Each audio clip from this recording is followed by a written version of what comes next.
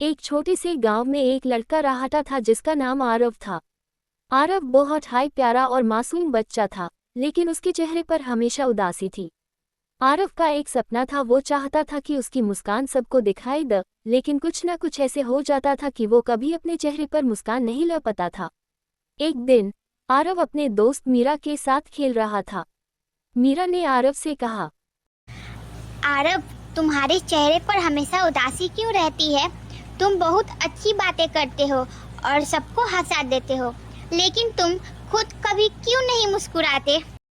मैं चाहता हूँ कि सबको अपनी मुस्कान दिखाऊं, लेकिन कुछ समझ नहीं आता कि क्यों मैं कभी खुश नहीं रह पाता। आरव ने मीरा की बात पर गौर किया, लेकिन उससे समझ में नहीं आया कि अपनी मुस्कान के लिए उससे क्या करना होगा। अगले दिन आरव अपनी माँ के साथ खेतों में गया। वहां उसने देखा कि एक पुरानी औरत अपने अकेले हाथों से खेती कर रही थी और वो थोड़ी थकी हुई थी।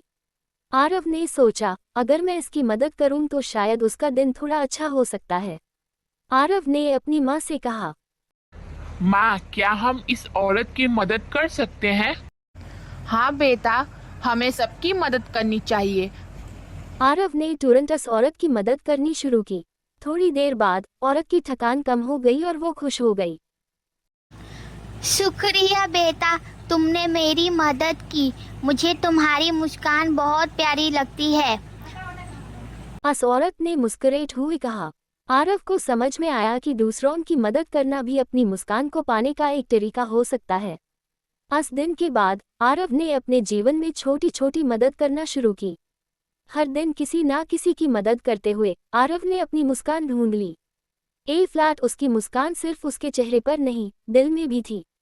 आरव ने सीखा कि असली मुस्कान दूसरों की मदद करने में छुपी होती है, और जब हम दूसरों की खुशी में शामिल होते हैं तो अपने आप हम खुश हो जाते हैं। उस दिन के बाद आरव की मुस्कान सबको दिखाई देने लगी और हर कोई उसकी मुस्कान से खुश हो गया।